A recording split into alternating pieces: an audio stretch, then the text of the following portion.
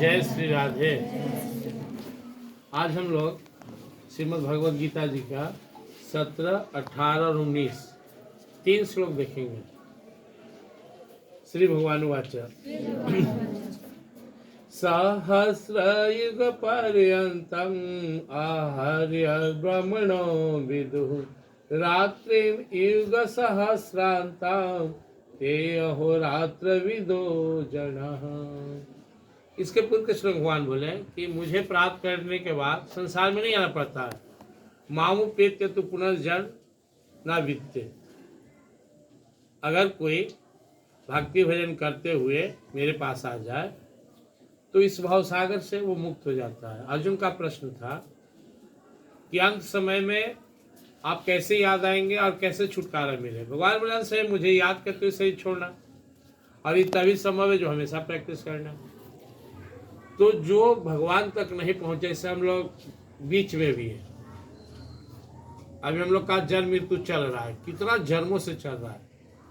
अब सोचने की बात है कि हम भजन नहीं करेंगे, परमात्मा को प्राप्त नहीं करेंगे तो हमारी स्थिति क्या होगी। भगवान बोले जो व्यक्ति भजन नहीं करता वो आते जाते रहता है, और जो भजन करता वो निकल जाता है। तो यहाँ पे 4 युग बनाया गया, सतयुग, त्रेता, द्वापर और कलयुग। चारों युग का उम्र फिक्स है, अवधि फिक्स है। अभी कलयुग चल रहा है तो इसका जो उम्र है ना 4,32,000 साल है। 4,32,000 साल तक कलयुग चलता रहेगा। जब 4,32,000 साल पूरा हुआ तो छोटा सा प्रलय भी आ सकता है, या उस ऐसे भी फिर सतयुग का प्रारंभ होगा। सतयुग जो होता है वो उसमें सब लोग धर्मात्मा होते हैं, अच्छे लोग होते हैं, लोग का उम्र हजारों साल होता है। फिर त्रेता आया, कुछ उम्र घट गया, कुछ दुष्ट लोग होने लगे। द्वापर में और उम्र घटा तो और बुरा लोग बढ़ गया, और कलयुग में अच्छे लोग घटने लगे। कलयुग से दुगना उम्र होता है द्वापर का। कलयुग है 4,32,000 साल, तो द्वापर इसका दुगना कर लो 8,64,000 साल। फिर उससे तिगुना होता है त्रेता का, और उससे चौगुना होता है सतयुग का। चारों युग अगर हम जोड़ ले तो होता है 43,20,000 साल। 17 लाख कुछ साल होगा सतयुग का। ऐसे करके 4 युग मतलब 43,20,000 साल। ऐसे 1,000 साल होता है तो ब्रह्मा जी का एक दिन खत्म हो जाता है। भगवान वही श्लोक में बता रहे सहस्र युग पर्यंतम आहर्य ब्रह्मणो विदुः। ये जो चतुर्युगी है मतलब 43,20,000 साल है, इसमें 1000 से गुना कर दो तो 1000 से गुना करेंगे तो हो जाएगा 43 अरब 20 करोड़ साल। 43 अरब 20 करोड़ साल बीतता है तो ब्रह्मा जी का एक दिन खत्म होता है। फिर क्या होता है रात्रि युग सहस्रांतांते हो रात्र विदो जना। 43 अरब 20 करोड़ साल ब्रह्मा जी सोते हैं। 43 अरब 20 करोड़ साल तक जब हम लोग का बीतेगा तो ब्रह्मा जी का एक दिन पूरा हो गया। हम लोग का एक दिन पूरा होता है दिन भर में। 12 घंटा में दिन हुआ, 12 घंटा में रात हुआ लगभग। उसी तरह से ब्रह्मा जी का 43 अरब 20 करोड़ साल बीतेगा तो ब्रह्मा जी आराम करने जाते हैं।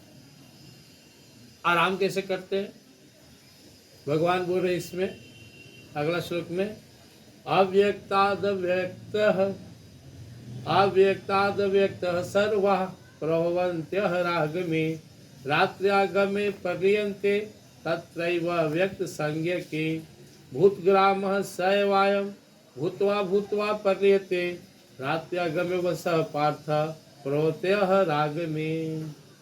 जब ब्रह्मा जी सोने चल गए तो हम जितना जीव है संसार का मतलब 43 अरब 20 करोड़ साल के बाद एक बड़ा प्रलय आएगा, सारा संसार खत्म हो जाएगा और हम सारे जीव ब्रह्मा जी के अंदर प्रवेश कर जाएंगे। अब ब्रह्मा जी जब तक सोए रहे 43 अरब 20 करोड़ साल तक हम सभी सोए रहेंगे इतना दिन उनके अंदर। जब ब्रह्मा जी फिर जागेंगे, प्रकट फिर आए अपना काम धाम करें तो फिर हम लोग को प्रकट कर देंगे। फिर हम लोग 43 अरब 20 करोड़ साल तक जन्म मृत्यु अच्छा बुरा कर्म के अनुसार उत्पन्न होते रहेंगे। यह सिलसिला चलते रहता है। और जब ऐसा 100 साल पूरा हो जाता है, यानी ब्रह्मा जी का 43 अरब 20 करोड़ साल एक दिन, 43 अरब 20 करोड़ साल एक रात, और ऐसा उनका 100 साल पूरा हो गया, महीना वर्ष होकर 100 साल, तो ब्रह्मा जी भी समाप्त हो जाएंगे। इसलिए हम लोग सुने तो इसमें आप ब्रह्म भुवनालों का पुनरावर्ती अर्जुन, ब्रह्मलोक तक सबको जन्म लेना पड़ेगा, सबको आना पड़ेगा। इसलिए जितना देवी लोक है, देवता का लोक है, स्वर्ग लोक है, दिक्पाल लोक है, और बहुत सारे गंधर्व लोक है, लेकिन सब समाप्त हो जाएगा। बचेगा कौन? इसके आगे स्वयं भगवान बोलेंगे सिर्फ परम धाम बचता है। परम धाम कौन जाता है? जो परम प्रभु हमारे प्रभु से प्रेम करता है, साधना करता है। तो यहाँ सिंपल सा चीज है, यह फार्मूला है संसार का। सहस्र पर्यंतम आहर्यत ब्रह्मणो विदु रात्रि सहस्रांतांते हो रात्रि विदु जना। 43 अरब 20 करोड़ साल दिन, 43 से 20 करोड़ साल रात, ब्रह्मा जी का एक दिन। अगला श्लोक भगवान बोल रहे अव्यक्ताद व्यक्ता सर्वा प्रवंत्य हराग्मे रात्रि आगमे पर्यन्ते तत्रैव व्यक्त संज्ञ के भूतग्राम सैवायम भूतवा भूतवा पर्यते रात्रि आगमे वस पार्था पर्वत हराग्मे। अर्जुन सारा जीव बस में है, परवश है। जो साधना करके छूट गया तो छूट गया, नहीं छूटा तो विवश होकर ब्रह्मा जी के अंदर में अव्यक्ता व्यक्ता सर्वाप्रोन्त्य हराग में, उस अव्यक्त ब्रह्मा जी में, ब्रह्मा जी अव्यक्त स्वरूप है, ईश्वर का एक स्वरूप है। तो उनके अव्यक्त शरीर में सारे के सारे जीव जाकर प्रवेश कर जाता है। रात्रि आगम्य पर्यंत तत्र व्यक्त संज्ञ के, रात्रि में प्रवेश कर गया, दिन में प्रकट होगा। और भूतग्राम कि पूरा जीव जंतु चराचर जगत, भूतग्राम सैवायम, इस तरह से सारे प्राणी भूतवा भूतवा पर्यते रात्रि आगम्य वस पार्थ पर्वत हराग्मे, रात्रि में वो उनके अंदर गया, सुबह में प्रकट हुआ। तो उनका रात हम लोग जैसा 12 घंटा का है नहीं। अब हम आप तुम अपना अगर उम्र सोचना चाहो तो हम लोग कितना ब्रह्मा को देखे होंगे, कितना ब्रह्मा बीत गए।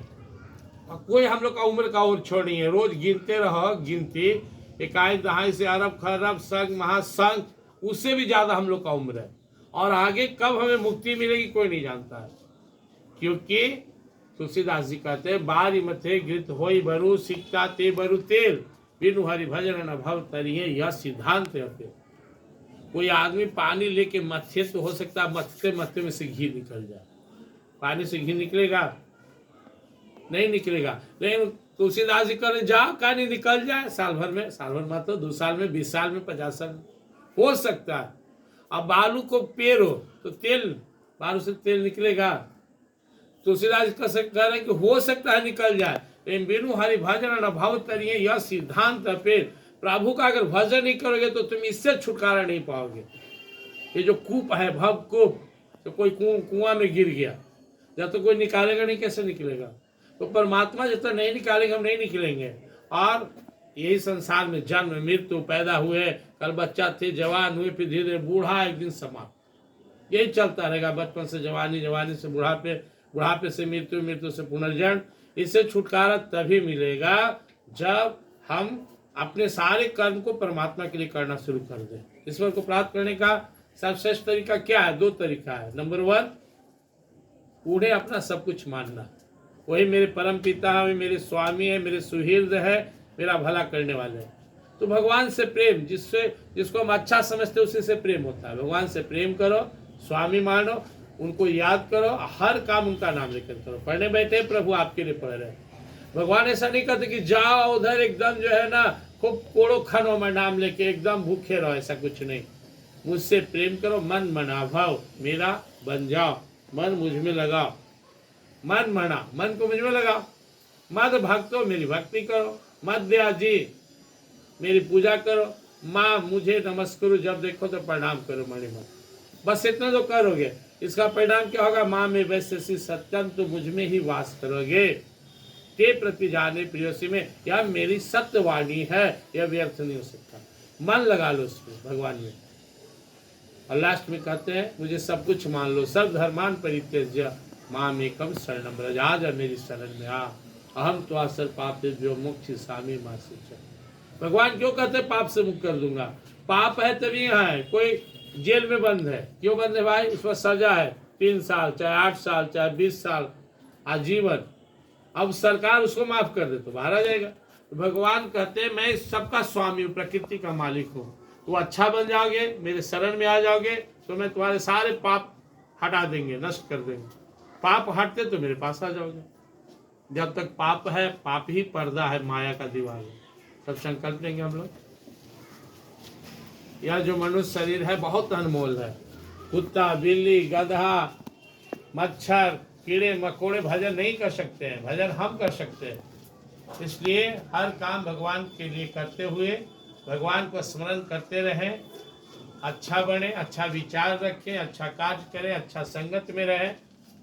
जो भी करें अपने परम प्रभु के लिए करें। प्रभु से प्रार्थना करें, हे प्रभु आप ही मेरे अपने हो, हे नाथ, हे मेरे नाथ, मैं तो आपका हूँ, मुझे अपना बना लो, अपनी शरण में ले लो। यह महामंत्र को मन ही मन गूंजते रहें, स्मरण करते रहें। जिसको भगवान से प्रेम हो जाता है, भगवान उसका यहाँ का भी काम संभालते हैं। ऐसा नहीं कोई भक्ति करेगा तो पढ़ने में कमजोर हो जाएगा, उसको और शक्ति मिलेगा। अपना काम करते हुए, जैसे खेलते हो, कूदते हो, फालतू काम में समय देते हो, टीवी, मोबाइल, झूठ सच, वही कचरा समय भगवान को दे दो, भगवान को याद करो। जय श्री